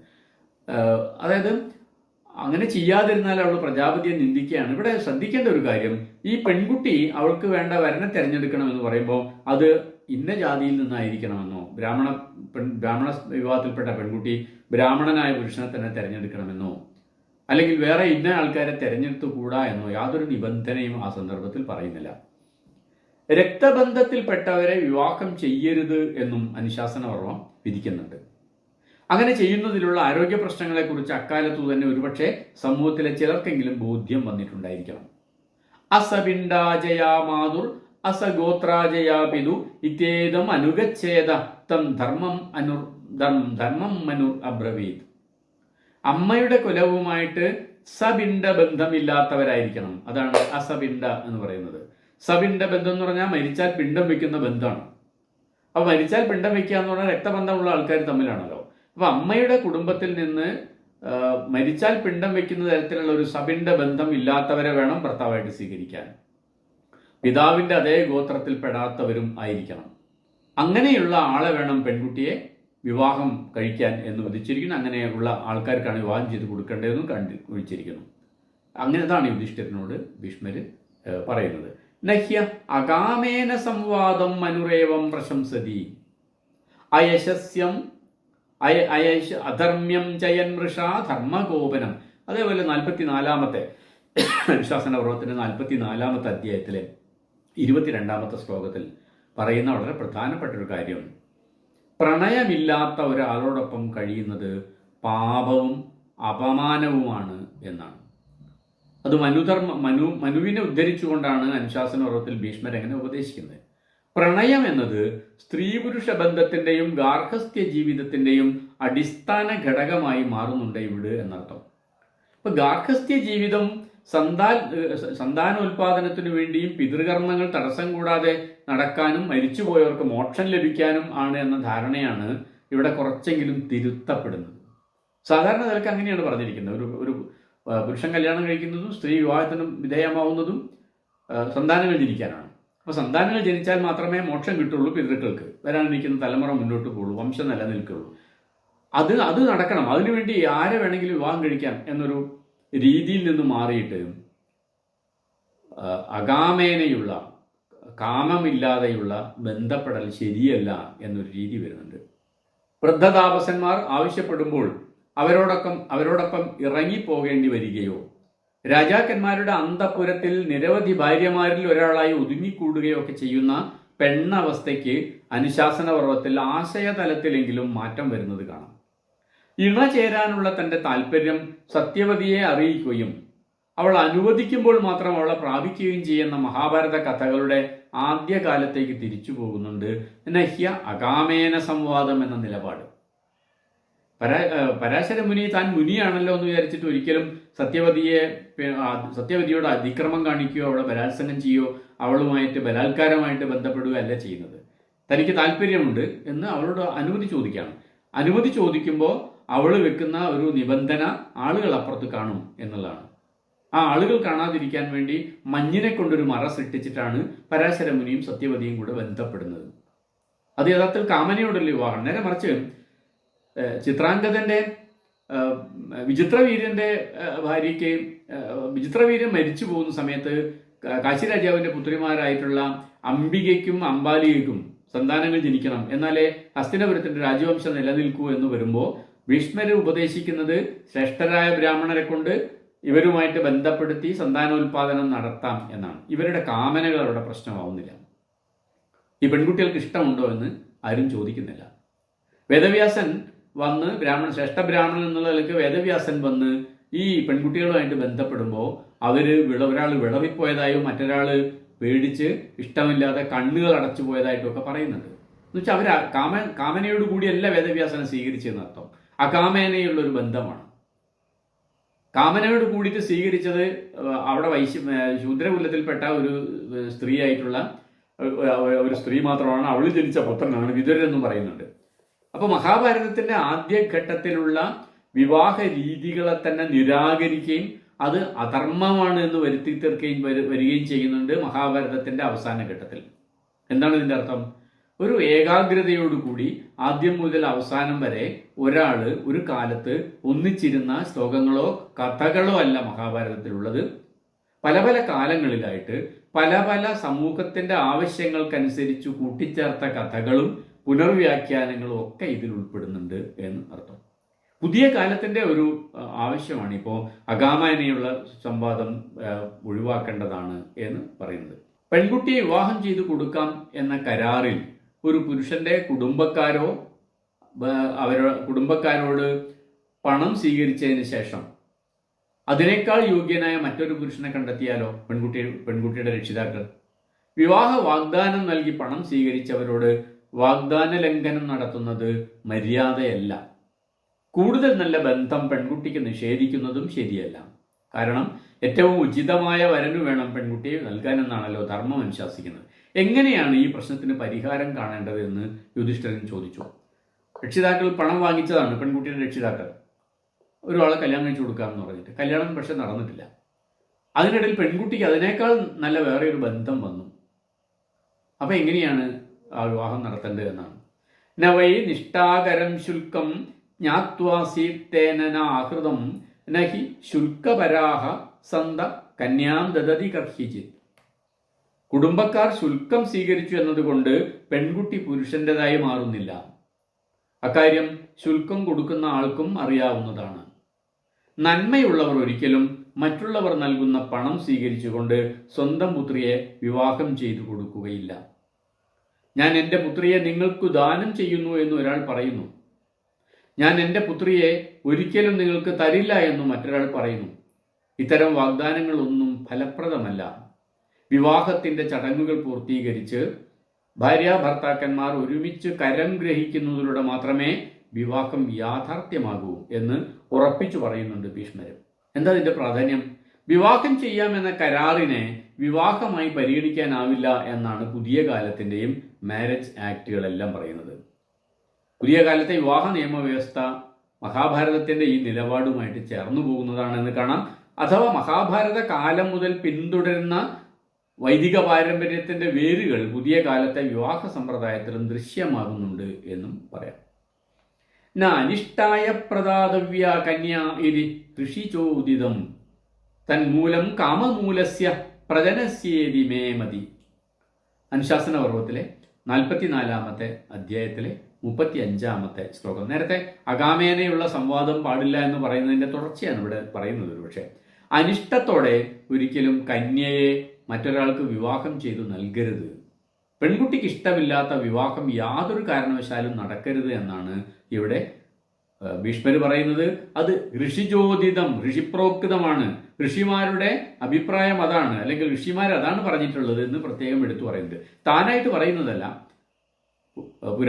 പഴയ കാലം മുതൽക്കുള്ള ഋഷിമാരുടെ പ്രോക്തം, അവരുടെ ഉക്തം, അവർ പറഞ്ഞിരിക്കുന്നതും ഇത് തന്നെയാണ്. കാരണം എന്താണ് കാരണം? കന്യ കാമനകളുടെയും സന്തതി പരമ്പരകളുടെയും മൂലം അഥവാ തായ്വേരാണ്. കന്യാശുൽക്കം അഥവാ വിവാഹത്തിന് വേണ്ടി നൽകുന്ന സമ്മാനം ഒരാളെയും പതിയോ പത്നിയോ ആക്കി മാറ്റുന്നില്ല എന്ന് അനുശാസനപർവം വ്യക്തമാക്കുന്നുണ്ട്. അപ്പോൾ കന്യാശുൽക്കം നൽകി കന്യകയെ നേടിയ ഒരു പുരുഷൻ മരിച്ചുപോയാൽ ആ പെൺകുട്ടിയെ മറ്റൊരാൾക്ക് സ്വന്തമാക്കാൻ കഴിയുമോ എന്നൊരു സംശയം ചിലർ സത്യവതിയോട് ചോദിച്ചതായിട്ട് ഭീഷ്മർ പറയുന്നുണ്ട്. തങ്ങൾക്ക് യോഗ്യനെന്ന് ബോധ്യമുള്ള മറ്റൊരു പുരുഷന് കന്യകയെ നൽകാൻ അവരുടെ ബന്ധുക്കൾക്ക് അവകാശമുണ്ട്, അതിൽ സന്ദേഹിക്കേണ്ട കാര്യമില്ല എന്നാണ് സത്യവതി തീരുമാനിക്കുന്നത്. ഈ ന്യായീകരണം പ്രകാരമായിരിക്കണം വിചിത്രവീര്യന്റെ മരണശേഷം അംബികയെയും അംബാലികയെയും വേദവ്യാസന്റെ കിടപ്പറയിലേക്ക് പറഞ്ഞു വിട്ടത്. ഇവിടെ പെൺകുട്ടി പൂർണ്ണമായും കൈമാറ്റ വസ്തുവായിട്ട് മാറുന്നത് കാണാം. കന്യാശുൽക്കം നൽകിയവർക്ക് പെൺകുട്ടിയുടെ ഭാവി തീരുമാനിക്കാനുള്ള അവകാശം കൂടി കൈവരികയാണ് ഇവിടെ. ഉടമ മരിച്ചു കഴിഞ്ഞാൽ അടിമ പിന്തുടർച്ചാവകാശം ലഭിച്ചവരുടെ സ്വന്തമാകുന്നത് പോലെയുള്ള ഒരു കാര്യമാണ് ഇവിടെ സംഭവിക്കുന്നത്. ഈ സത്യവതിയോട് ചിലർ ചോദിച്ചു എന്ന് പറയുന്ന ഈ ചോദ്യം ഭീഷ്മരോടും ചിലർ ചോദിക്കുന്നുണ്ട്, ശിശുപാലനടക്കമുള്ള ആളുകൾ ചോദിക്കുന്നുണ്ട്. എന്താണ് ചോദ്യം? വിചിത്രവീര്യന് വേണ്ടി ഭീഷ്മർ കൊണ്ടുവന്നത് 3 പെൺകുട്ടികളെയാണ്, അംബ, അംബിക, അംബാലിക. അംബ ആദ്യം തന്നെ പറഞ്ഞു, ഞാൻ മറ്റൊരാളുടെ ശ്യാലന്റെ പത്നിയാണ്, അല്ലെങ്കിൽ ശ്യാലൻ എന്നെ വിവാഹം കഴിക്കാൻ ആഗ്രഹിക്കുന്നുണ്ട് എന്ന് പറഞ്ഞു. അപ്പോൾ മറ്റൊരാളെ സ്നേഹിക്കുന്ന പെൺകുട്ടിയെ വിവാഹം കഴിക്കുന്നത് ശരിയല്ല എന്ന് പറഞ്ഞിട്ട് വിചിത്രവീര്യൻ അവളെ പറഞ്ഞു വിട്ടു. അത് കഴിഞ്ഞ് ശ്യാലൻ ഇവിടെ സ്വീകരിക്കാതെയായപ്പം വീണ്ടും തിരിച്ച് ഹസ്തിനപുരത്തിന്റെ കൊട്ടാരത്തിൽ വന്നിട്ട് വിചിത്രവീര്യനോട് സ്വീകരിക്കാൻ ആവശ്യപ്പെടുന്നുണ്ട്. വിചിത്രവീര്യൻ അവളെ സ്വീകരിക്കുന്നില്ല. കാരണം മറ്റൊരു പുരുഷനെ ഇഷ്ടപ്പെട്ട് പ്രണയിച്ച് കല്യാണം കഴിക്കാൻ ആഗ്രഹിച്ച ഒരു സ്ത്രീയാണ്, അതുകൊണ്ട് ഞാൻ അവളെ സ്വീകരിക്കുന്നത് ശരിയില്ല എന്നാണ്. ഈ വാദം അനുസരിച്ചാണെങ്കിൽ എങ്ങനെയാണ് വിചിത്രവീര്യൻ വിവാഹം കഴിച്ച അംബികയെയും അംബാലികയെയും വേദവ്യാസന്റെ കിടപ്പറയിലേക്ക് അവരുടെ ഇഷ്ടം നോക്കാതെ പറഞ്ഞയക്കുക എന്നൊരു സംശയം അല്ലെങ്കിൽ ചോദ്യം? അത് അധർമ്മമാണ് പ്രവർത്തിച്ചത്, ഭീഷ്മര അധർമ്മത്തിന് കൂട്ടുനിന്നു എന്ന് ശിശുപാലനടക്കമുള്ള പല രാജാക്കന്മാരും ചോദ്യം ഉന്നയിക്കുന്നുണ്ട്, ഭീഷ്മരെ ചോദ്യം ചെയ്യുന്നു. ഈ ഒരു തർക്കമാണ് ഇവിടെ. അവിടെ രാജ്യവംശത്തിന്റെ അല്ലെങ്കിൽ രാജ്യകുലത്തിന്റെ ഒരു ആവശ്യമായിട്ട് വന്നപ്പോൾ ധാർമ്മിക വ്യവസ്ഥ മാറ്റിവെച്ചുകൊണ്ട് അവർ തൽക്കാലം ഏറ്റവും പ്രായോഗികമായിട്ടുള്ള തീരുമാനം എടുത്തു എന്നർത്ഥം. കന്യാശുൽക്കം നൽകി സ്വീകരിച്ച ഭർത്താവ് ഉപേക്ഷിച്ചു പോയാലോ? പെൺകുട്ടിയെ സ്വീകരിച്ചു, അയാൾ ഉപേക്ഷിച്ചു പോയി, ഇനി എന്താ ചെയ്യാ? കുർവതേ ജീവിതോ അപ്യേവം മൃതേ നൈവാസ്തി സംശയ. അനുശാസന പർവ്വത്തിലെ 44-ാമത്തെ അധ്യായത്തിലെ 49-ാമത്തെ ശ്ലോകത്തിൽ പറയുന്നത്, അയാൾ ജീവിച്ചിരിക്കെ തന്നെ മരണപ്പെട്ടു എന്ന് കണക്കാക്കി പെൺകുട്ടിക്ക് അയാളെ നിഷേധിക്കാനും മറ്റൊരാളെ സ്വീകരിക്കാൻ അവകാശമുണ്ട് എന്നാണ്. പുനർവിവാഹത്തിന് അനുവാദം നൽകുന്നു എന്നർത്ഥം. പുനർവിവാഹം തെറ്റല്ല, അവൾ വിവാഹം കഴിച്ചു പോയി എന്നുള്ളതുകൊണ്ട് ജീവിതകാലം മുഴുവൻ ആദ്യത്തെ ഭർത്താവിന്റെ വിധേയമായിട്ട് കഴിയേണ്ട കാര്യമൊന്നുമില്ല എന്നർത്ഥം. വിവാഹത്തിന്റെ ചടങ്ങുകൾ കഴിഞ്ഞുവെങ്കിലും ലൈംഗിക ബന്ധത്തിലൂടെ യഥാർത്ഥത്തിൽ ഭാര്യാഭർത്താക്കന്മാരായി കഴിഞ്ഞിട്ടില്ലാത്ത സാഹചര്യത്തിൽ ഒരു സ്ത്രീയുടെ ഭർത്താവ് മരണപ്പെട്ടാൽ അവൾക്ക് ഭർത്താവിന്റെ സഹോദരനോടൊപ്പം ജീവിക്കാം എന്നും വിധിക്കുന്നുണ്ട് അനുശാസനപർവം. പക്ഷെ ഒരുമിച്ച് ജീവിച്ചുകൊണ്ടിരിക്കെ ഭർത്താവ് മരണപ്പെട്ട ഭാര്യയുടെ പുനർവിവാഹത്തെക്കുറിച്ച് പ്രത്യേകിച്ച് ഒന്നും തന്നെ പറയുന്നില്ല.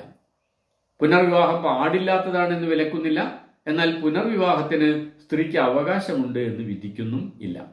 വംശ നിലനിർത്തുന്നതിന് വേണ്ടി ശ്രേഷ്ഠ ബ്രാഹ്മണരിൽ നിന്ന് സന്താനോൽപാദനം നടത്താമെന്നും ഭർത്താവിന് സന്താനോൽപാദന ശേഷി ഇല്ലാതെയാകുമ്പോൾ ഭർത്താവിന്റെ നിർദ്ദേശാനുസരണം മറ്റു പുരുഷന്മാരെ സ്വീകരിച്ച് സന്താനങ്ങൾക്ക് ജന്മം നൽകാമെന്നുമൊക്കെയുള്ള പഴയകാല സ്വാതന്ത്ര്യങ്ങൾക്ക് ഇവിടെ പുതിയ സമൂഹത്തിൽ വലിയ സ്വീകാര്യതയില്ലാതെയായിരിക്കുന്നു എന്ന് വേണം കരുതാൻ. പുതിയ നിയമം പറയുമ്പോൾ പിതാവ് എന്ന സ്ഥാനത്തിന് അർഹനാകാൻ സന്താനങ്ങൾ സ്വന്തം ബീജത്തിൽ നിന്നു തന്നെ ജനിക്കേണ്ടതുണ്ട് എന്നൊരു നിലപാടിലേക്ക് സമൂഹം ക്രമേണ നടന്നെടുക്കുന്നത് കാണാം.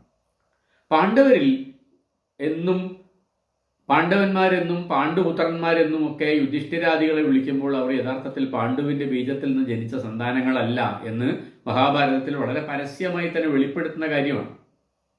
ചിത്രാംഗതനും വിചിത്രവീര്യനും വേദവ്യാസന്റെ പുത്രന്മാരാണെങ്കിലും അവരെ ഹസ്തിനപുരത്തിൻ്റെ അവകാശികളായിട്ടാണ് പരിഗണിക്കുന്നത്.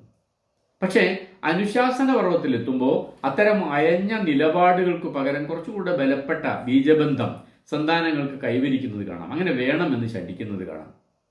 രാമായണത്തിലെത്തുമ്പോൾ കഥ പിന്നെയും മാറുന്നുണ്ട്. ദശരഥന്റെ ഭാര്യമാർ പ്രസവിച്ച സന്താനങ്ങളുടെ യഥാർത്ഥ പിതാവ് ഋഷ്യശൃംഖനായിരുന്നു എന്ന കാര്യം, ഋഷ്യശൃംഖൻ എന്ന മുനിയായിരുന്നു, എന്ന ബ്രാഹ്മണനായിരുന്നു എന്ന കാര്യം സൂക്ഷ്മ വായനയിൽ മനസ്സിലാക്കാൻ സാധിക്കും. രാമായണത്തിന്റെ സൂക്ഷ്മ വായനയിൽ നമുക്ക് മനസ്സിലാക്കാൻ സാധിക്കുമെങ്കിലും അക്കാര്യം പരസ്യപ്പെടുത്തുന്നില്ല. പുത്രകാമേഷ്ടി യാഗം നടത്തി അതിൽ നിന്ന് ലഭിച്ച പായസം കഴിച്ചതുകൊണ്ടാണ് ദശരഥ പത്നിമാർ ഗർഭം ധരിച്ചത് എന്ന തരത്തിലാണ് കഥയ്ക്ക് പ്രചാരം ലഭിക്കുന്നത്. സമൂഹവും കുടുംബജീവിതവും കൂടുതൽ കൂടുതൽ നിയമബദ്ധവും പുരുഷ കേന്ദ്രിതവുമായി മാറുന്നു എന്ന് ഇത്തരം പരിവർത്തനങ്ങളിൽ നിന്ന് നമുക്ക് മനസ്സിലാക്കാൻ സാധിക്കും. അമ്മ ആരാണ് എന്നത് മാത്രം ശ്രദ്ധിക്കുന്ന ജന്തു ജീവിതാവസ്ഥകളിൽ നിന്ന് മനുഷ്യർ ഏറെ ദൂരം സഞ്ചരിച്ചു കഴിഞ്ഞിരിക്കുന്നു എന്നും അമ്മയോടൊപ്പമോ അമ്മയേക്കാൾ അധികമോ അച്ഛൻ പ്രധാന പദവിയിലെത്തുന്നു എന്നതും നമ്മൾ ശ്രദ്ധിക്കേണ്ട കാര്യമാണ്.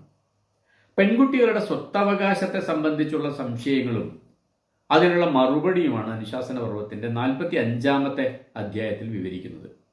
സാധാരണഗതിയിൽ പെൺകുട്ടികൾക്ക് പിതാവിന്റെ സ്വത്തിൽ അവകാശമില്ല എന്ന് തന്നെയാണ് മഹാഭാരതം മുന്നോട്ട് വെക്കുന്ന നിയമം. പക്ഷേ ചില പ്രത്യേക സാഹചര്യങ്ങളിൽ സ്ത്രീകൾക്ക് പിതാവിന്റെ സ്വത്തിൽ അവകാശം ലഭിക്കുമെന്നും സൂചിപ്പിക്കുന്നുണ്ട്.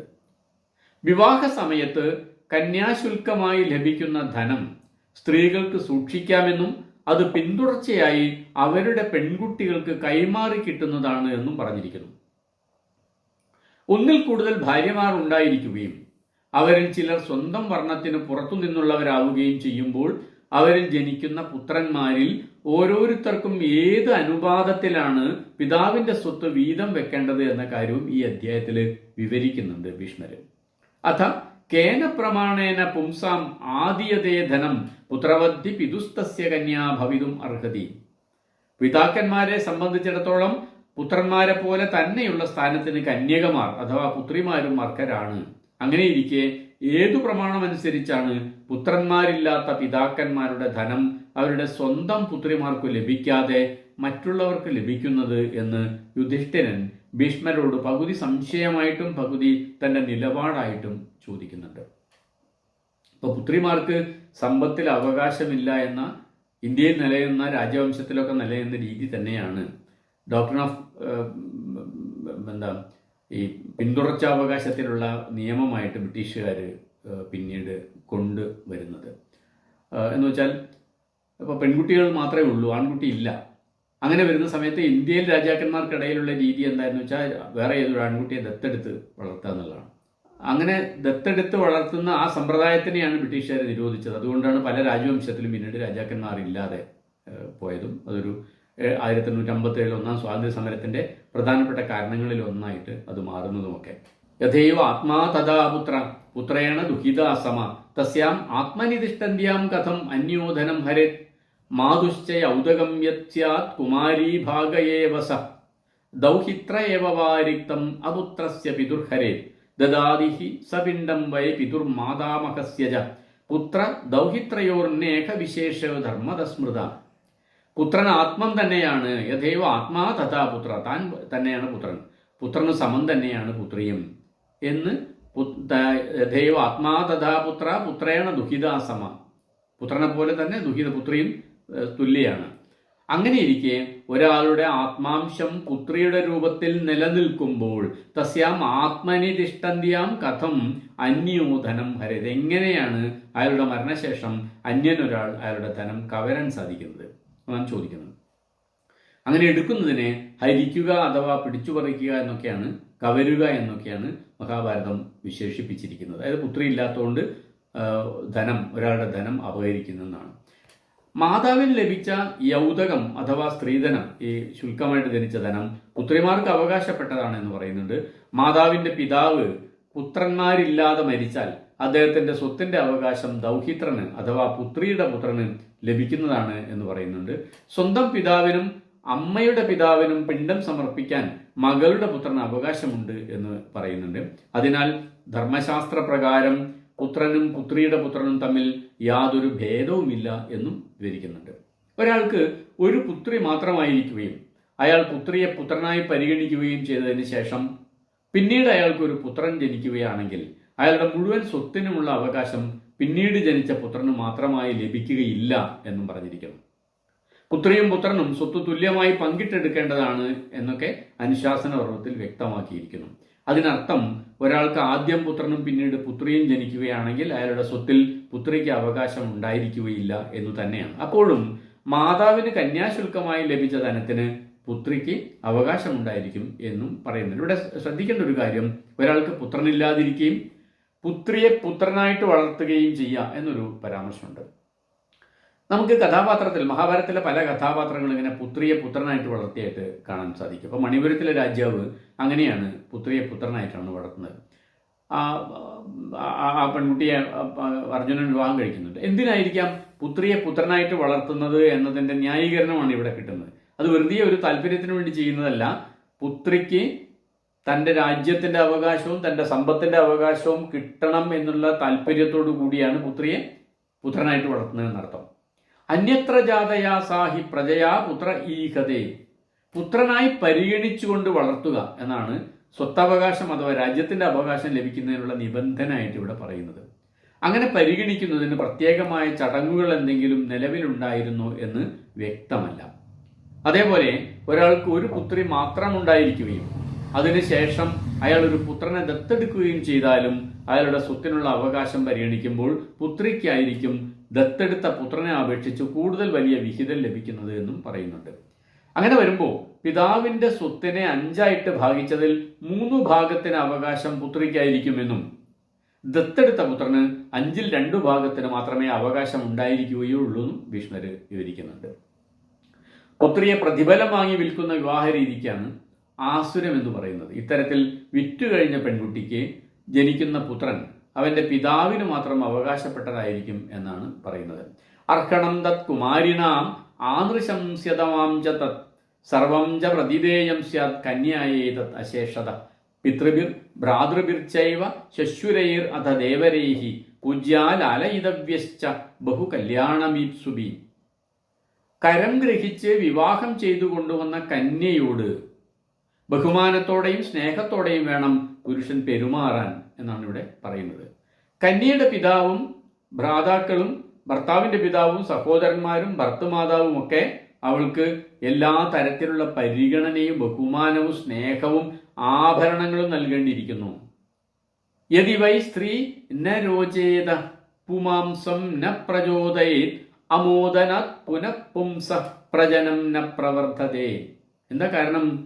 ആ സ്ത്രീക്ക്, ആ പെൺകുട്ടിക്ക് പുരുഷനിലുള്ള താല്പര്യം നഷ്ടപ്പെടുകയും അയാളുമായിട്ട് രമിക്കാതിരിക്കുകയും ലൈംഗിക ബന്ധത്തിൽ ഏർപ്പെടാതിരിക്കുകയും ചെയ്താൽ പുരുഷന്റെ കുലത്തിൽ സന്താനങ്ങളില്ലാതെ പോവുകയും കുലത്തിന് പിന്തുടർച്ച നഷ്ടപ്പെടുകയും ചെയ്യും.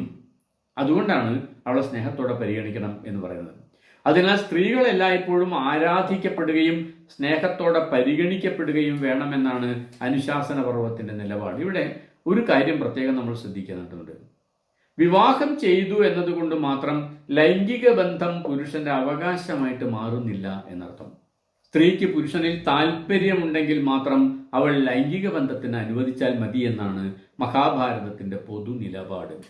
ഈ സമീപനം മഹാഭാരത കഥകളിൽ പലയിടത്തും നമുക്ക് കാണാൻ സാധിക്കും.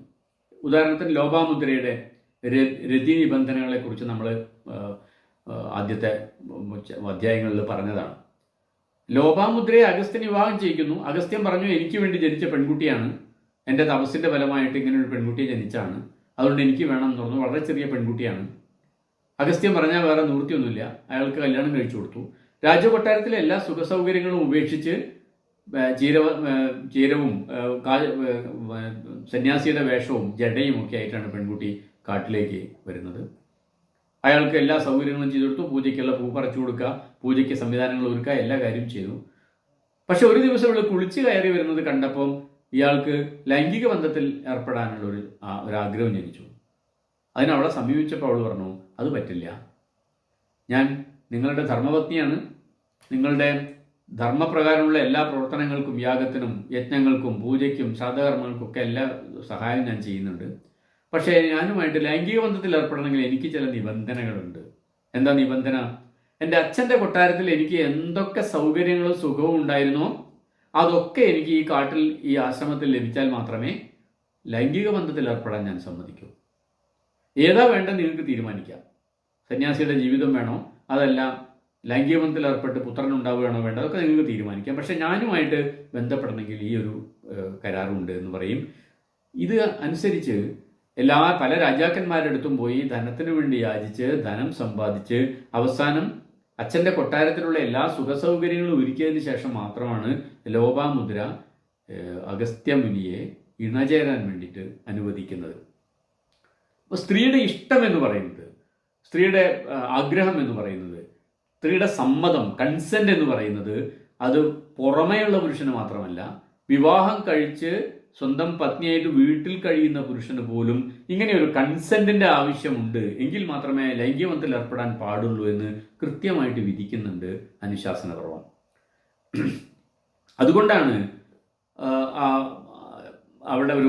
അവളുടെ താല്പര്യം നഷ്ടപ്പെട്ടാൽ, അവൾക്ക് കുട്ടികളില്ലാതെ പോയാൽ, അവൾ സന്താനങ്ങളെ ജനിപ്പിക്കാതെ പോയാൽ വംശം മുടിഞ്ഞു പോകും, കുലം മുടിഞ്ഞു പോകും എന്നുള്ളത് കൊണ്ടാണ് പുരുഷനിൽ താല്പര്യം നഷ്ടപ്പെടുകയും അവൾ ലൈംഗിക ബന്ധത്തിന് അനുവദിക്കാതിരിക്കുകയും ചെയ്താൽ പുരുഷന്റെ കുടുംബത്തിൽ സന്തതി പരമ്പരകളില്ലാതെയാകും എന്നതുകൊണ്ട് കൂടിയാണ് സ്ത്രീകളെ ബഹുമാനിക്കണം എന്നും അവരെ സ്നേഹിക്കണമെന്നും ഒക്കെ ഇവിടെ ഭീഷ്മർ എടുത്തു പറയുന്നത്.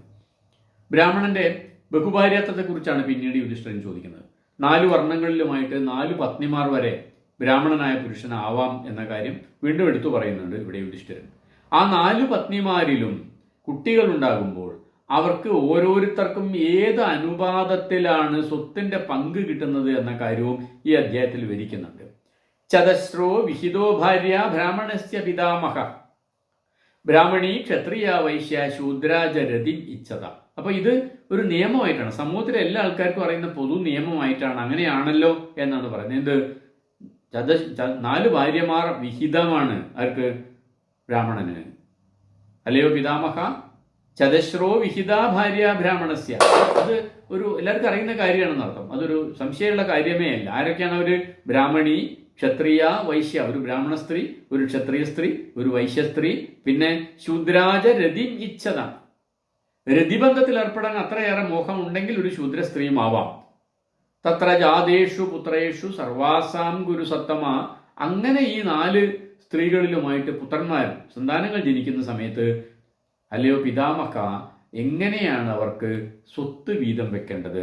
ആനുപൂർവേണക്കസ്തേഷാം പിത്രയം ദായതാമർഹതി. ഓരോരുത്തർക്കും എന്ത് അനുപാതത്തിലാണ് പിതാവിന്റെ സ്വത്തിൽ അവകാശം ലഭിക്കുക? കേനവാ കിം തദോഹാര്യം പിത്രവിത്താത് പിതാമഹ ഏതത് ഇച്ഛാമി കഥിതം വിഭാഗസ്തേഷു യസ്മൃത. അത് ഏതൊക്കെ എന്ത് വിഹിതത്തിലാണ് അത് കിട്ടുക എന്ന് പിന്നെ എനിക്ക് അറിയാൻ താല്പര്യമുണ്ട് എന്നാണ് ഇവിടെ പറയുന്നത്. ബ്രാഹ്മണരും ക്ഷത്രിയരും വൈശ്യരും ദ്വിജാതർ അഥവാ ശ്രേഷ്ഠ ജന്മങ്ങളാണ് എന്ന് ഭീഷ്മർ എടുത്തു പറയുന്നു. അതുകൊണ്ട് തന്നെ ആ 3 വർണ്ണങ്ങളിലും പെട്ട സ്ത്രീകളെ വിവാഹം കഴിക്കുക എന്നത് ബ്രാഹ്മണരെ സംബന്ധിച്ചിടത്തോളം വിഹിതമാണ് എന്നാണ് ഭീഷ്മർ അഭിപ്രായപ്പെടുന്നത്. തെറ്റായി മനസ്സിലാക്കിയത് കൊണ്ടോ കാമാവേശത്താലോ ആവാം ബ്രാഹ്മണൻ ശൂദ്ര സ്ത്രീയെ ഭാര്യയാക്കുന്നത്. ഇങ്ങനെ ചെയ്യുന്നതിനെ സ്മൃതികൾ അംഗീകരിക്കുന്നില്ല. ശൂദ്ര സ്ത്രീയുമായി കിടക്ക പങ്കിട്ട ബ്രാഹ്മണൻ പ്രായശ്ചിത്തം ചെയ്യേണ്ടതുണ്ട് എന്നും എടുത്തു പറയുന്നുണ്ട്. ശൂദ്ര സ്ത്രീയിൽ ബ്രാഹ്മണന് കുഞ്ഞുങ്ങൾ ജനിച്ചാൽ പ്രായശ്ചിത്തം ഇരട്ടിയായിരിക്കും എന്നാണ് പറയുന്നത്. ഈ 4 ഭാര്യമാരിലും ജനിച്ച പുത്രന്മാർക്ക് ഏതേത് അനുപാതത്തിലാണ് പിതൃസ്വത്ത് ഭാഗിക്കേണ്ടത് എന്നും അനുശാസന പർവ്വത്തിൽ വ്യക്തമാക്കിയിരിക്കുന്നു. ലക്ഷണമൊത്ത ഒരു കാളയും യാനം അഥവാ തേരും ബ്രാഹ്മണ സ്ത്രീയിൽ ജനിച്ച പുത്രന് നൽകണം. ബ്രാഹ്മണന്റെ സമ്പത്തിൽ അല്ലെങ്കിൽ പിതാവിന്റെ സമ്പത്തിൽ ശേഷിക്കുന്നത് 10 തുല്യ ഭാഗങ്ങളാക്കി വിഭജിക്കണം. ബ്രാഹ്മണ സ്ത്രീയിൽ ജനിച്ച പുത്രന്മാർക്ക് ആ 10ൽ 4 ഭാഗത്തിന് അവകാശമുണ്ടായിരിക്കും. 10ൽ 3 ഭാഗം ക്ഷത്രിയ സ്ത്രീയിൽ ജനിച്ച പുത്രർക്ക് ലഭിക്കും. ശേഷിച്ച 3 ഭാഗത്തിൽ നിന്ന് 2 ഭാഗം വൈശ്യസ്ത്രീയിൽ ജനിച്ച പുത്രർക്കും ലഭിക്കും. ശൂദ്രസ്ത്രീയിൽ ജനിച്ച പുത്രന്മാരെ അവകാശികളായി പരിഗണിക്കാത്തതിനാൽ ആ പുത്രന്മാർക്ക് ബ്രാഹ്മണന്റെ സ്വത്തിൽ നിന്ന് നിയമാനുസൃതം യാതൊന്നും ലഭിക്കുന്നതല്ല. പക്ഷേ അനുകമ്പയാൽ മാത്രം പിതാവ് തീരുമാനിച്ചാൽ ആ മാറ്റിവെച്ച 10-ൽ 1 ഭാഗം ശൂദ്ര സ്ത്രീയിൽ ജനിച്ച പുത്രർക്ക് നൽകാമെന്നും പറഞ്ഞിരിക്കുന്നു. ബ്രാഹ്മണ സ്ത്രീയിൽ എത്ര പുത്രന്മാരുണ്ടെങ്കിലും 10-ൽ 4 ഭാഗം അവരെല്ലാവരും കൂടെ തുല്യമായിട്ട് പങ്കിട്ടെടുക്കണം. അതേപോലെ ക്ഷത്രിയ പുത്രന്മാരും വൈശ്യപുത്രന്മാരും അവരവർക്ക് അവകാശമായിട്ട് ലഭിച്ച അല്ലെങ്കിൽ അവകാശപ്പെട്ട ഭാഗം തുല്യമായി പങ്കിട്ടെടുക്കുകയാണ് വേണ്ടത്. ബ്രാഹ്മണ സ്ത്രീയിലും ക്ഷത്രിയ സ്ത്രീയിലും ജനിച്ച എല്ലാ പുത്രന്മാരും ബ്രാഹ്മണരായി പരിഗണിക്കപ്പെടുമെന്നും പറയുന്നുണ്ട്. വൈശ്യസ്ത്രീയിലും ശൂദ്രസ്ത്രീയിലും ജനിച്ച സന്താനങ്ങൾ അവരുടെ മാതാവിന്റെ ജാതിയിലായിരിക്കും ഉൾപ്പെടുന്നത് എന്നും എടുത്തു പറയുന്നു. ഈ കഥയുടെ ബാക്കി ഭാഗം അല്ലെങ്കിൽ ഈ വിശദീകരിച്ച ഇതിന്റെ ബാക്കി ഭാഗം നമുക്ക് അടുത്ത ആഴ്ച ചർച്ച ചെയ്യാം. നമസ്കാരം.